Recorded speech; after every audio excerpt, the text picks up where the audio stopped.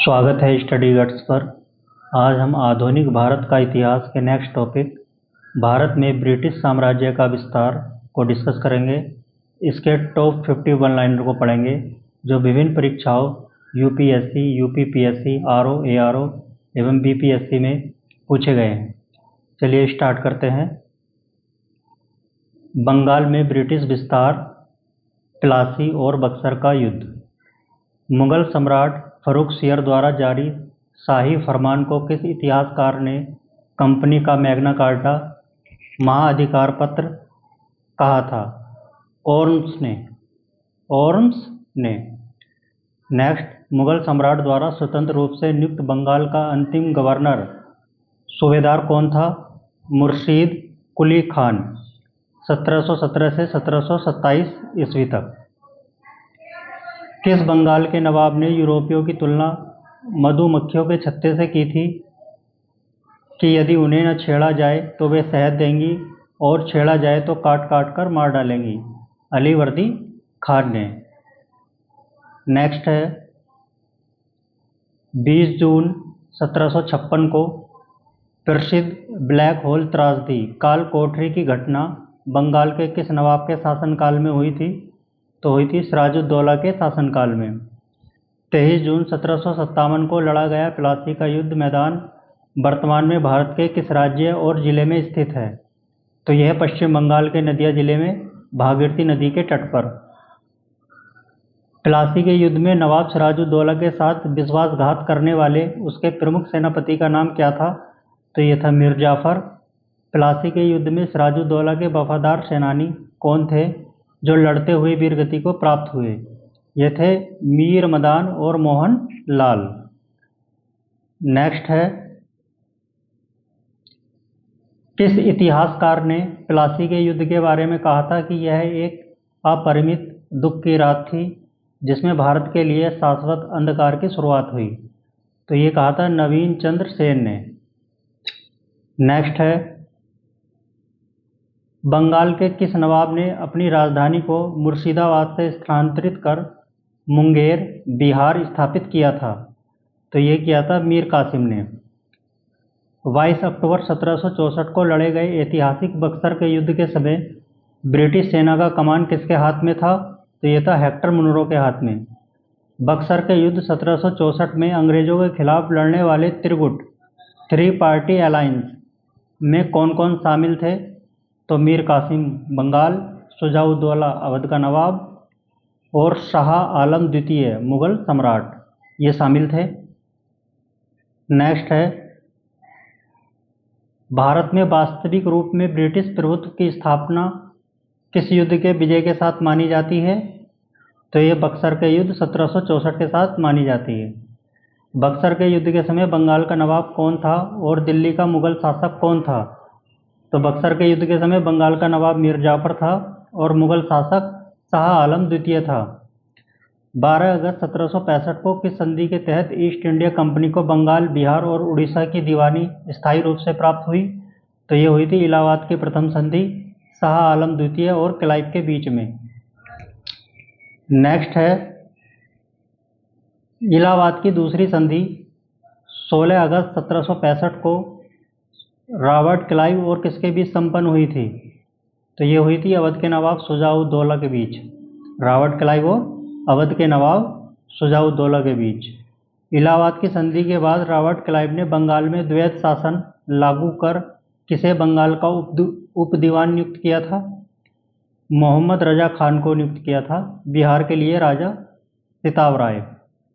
किस British governor general ने 1772 ईस्वी में बंगाल से द्वैत शासन प्रणाली को पूरी तरह समाप्त कर दिया था? ये थे वारेन हेस्टिंग्स। नेक्स्ट है,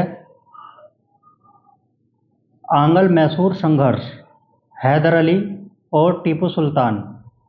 देखते हैं, 1761 ईस्वी में मैसूर राज्य की कमान संभालने वाला और डिंडीगुल में फ्रांसीसियों के सहयोग से आधुनिक शस्त्रागार स्थापित करने वाला शासक कौन था? तो ये थे हैदर अली। प्रथम आंग्ल मैसूर युद्ध 1767-1769 ईस्वी का अंत किस अपमानजनक ब्रिटिश संधि के साथ हुआ था? तो ये हुआ था मद्रास की संधि 1769 ईस्वी। द्वितीय आंग्ल मैसूर युद्ध 1780-1784 के दौरान 1781 ईस्वी में पोर्टो नोवा के युद्ध में हैदर अली को पराजित करने वाला ब्रिटिश जनरल कौन था? तो ये था सर आयर कूट। जनरल कौन था? सर आयर कूट। नेक्स्ट है, द्वितीय आंग्ल मैसूर युद्ध किस संधि के द्वारा समाप्त हुआ था जिसमें दोनों पक्षों ने जीते हुए क्षेत्र वापस किए थे? तो ये था मंगलोर की संधि के तहत 1784 ईस्वी। तृतीय आंग्ल मैसूर युद्ध 1790-1792 में पराजय के बाद टीपू सुल्तान को अपने राज्य का आधा हिस्सा और 3 करोड़ हर्जाना देने के लिए कौन सी संधि करनी पड़ी? तो ये करनी पड़ी थी श्रीरंगपट्टनम की संधि 1792 ईस्वी। श्रीरंगपट्टनम की संधि के बाद किस गवर्नर जनरल ने घमंड में कहा था कि हमने अपने मित्रों को शक्तिशाली बनाए बिना अपने शत्रु को कुचल दिया? तो ये बोला था लॉर्ड कॉर्नवालिस ने। किसने बोला था? लॉर्ड कॉर्नवालिस ने। नेक्स्ट है, टीपू सुल्तान ने श्रीरंगपट्टनम में फ्रांसीसी क्रांति से प्रभावित होकर किस क्लब की स्थापना की थी और स्वयं को उसका नागरिक कहा था? तो जैकोबिन क्लब की स्थापना करी थी। टीपू सुल्तान ने स्वतंत्रता का प्रतीक स्वतंत्रता का वृक्ष कहाँ रोपित करवाया था? तो अपनी राजधानी श्रीरंगपट्टनम में। चतुर्थ आंग्ल मैसूर युद्ध 1799 ईस्वी के दौरान टीपू सुल्तान की मृत्यु किस गवर्नर जनरल के शासनकाल में लड़ते हुए हुई थी? तो ये हुई थी लॉर्ड वेलेजली के शासनकाल में। किसके शासनकाल में? लॉर्ड वेलेजली के शासनकाल में। नेक्स्ट पढ़ते हैं, आंग्ल मराठा संघर्ष एवं संधियां। प्रथम आंग्ल मराठा युद्ध 1775-1782 ईस्वी की शुरुआत किस संधि के माध्यम से हुई थी? तो ये हुई थी सूरत की संधि 1775 ईस्वी रघुनाथ राव और अंग्रेजों के बीच। 1782 ईस्वी में महादजी सिंधिया की मध्यस्थता में हुई किस संधि ने प्रथम आंग्ल मराठा युद्ध को समाप्त किया और 20 वर्षों की शांति स्थापित की? तो ये हुई थी सालावाई की संधि। कौन सी संधि? सालावाई की संधि। नेक्स्ट है, द्वितीय आंग्ल मराठा युद्ध 1803-1805 ईस्वी के समय किस मराठा पेशवा ने अंग्रेजों की सहायक संधि को स्वीकार कर मराठा स्वतंत्रता को बेच दिया था? तो ये थे पेशवा बाजीराव द्वितीय, बसीन की संधि 1802 द्वारा। तृतीय आंग्ल मराठा युद्ध 1817 से 1818 के समय भारत का ब्रिटिश गवर्नर जनरल कौन था जिसने पिंडारियों का दमन भी किया था? तो ये था लॉर्ड हेस्टिंग्स। किस वर्ष लॉर्ड हेस्टिंग्स ने मराठा पेशवा पद को पूरी तरह समाप्त कर अंतिम पेशवा बाजीराव द्वितीय को पेंशन देकर बिठूर कानपुर में भेज दिया था? तो 1818 ईस्वी में पुणे की संधि के बाद। किस संधि के बाद? पुणे की संधि के बाद। अब नेक्स्ट है हमारा आंग्ल सिख संघर्ष और पंजाब का विलय। 1809 में महाराजा रणजीत सिंह और अंग्रेजों लॉर्ड मिंटो के दूत चार्ल्स मेटकाफ के बीच कौन सी ऐतिहासिक संधि हुई थी? तो ये हुई थी अमृतसर की संधि। सतलज नदी को सीमा माना गया। महाराजा रणजीत सिंह को विश्व प्रसिद्ध कोहिनूर हीरा अफगान शासक शाह शुजा से किस समझौते के तहत प्राप्त हुआ था? तो ये हुआ था त्रिपक्षीय संधि 1838 के दौरान। प्रथम आंग्ल सिख युद्ध 1845 से 1846 ईस्वी का समापन 1846 में किस संधि के माध्यम से हुआ था? तो ये हुआ था लाहौर की संधि और भैरववाल की संधि। कौन सी संधि? लाहौर की संधि और भैरववाल की संधि।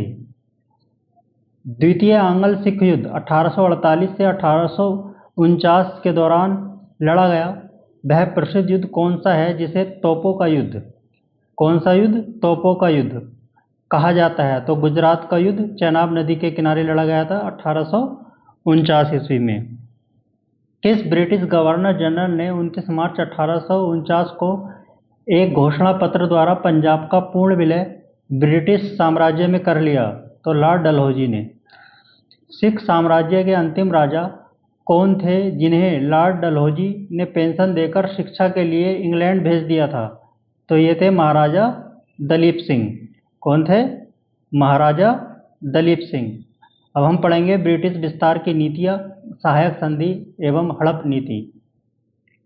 भारत में फ्रांसीसी गवर्नर डुप्ले के विचारों को आगे बढ़ाते हुए सहायक संधि प्रणाली को संस्थागत रूप से किसने लागू किया?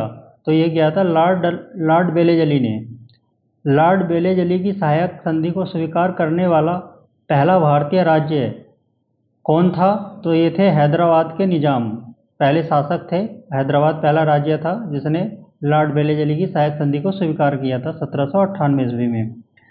लॉर्ड बेलेजली की सहायक संधि को स्वीकार करने वाले राज्यों का सही कालानुक्रम क्या है?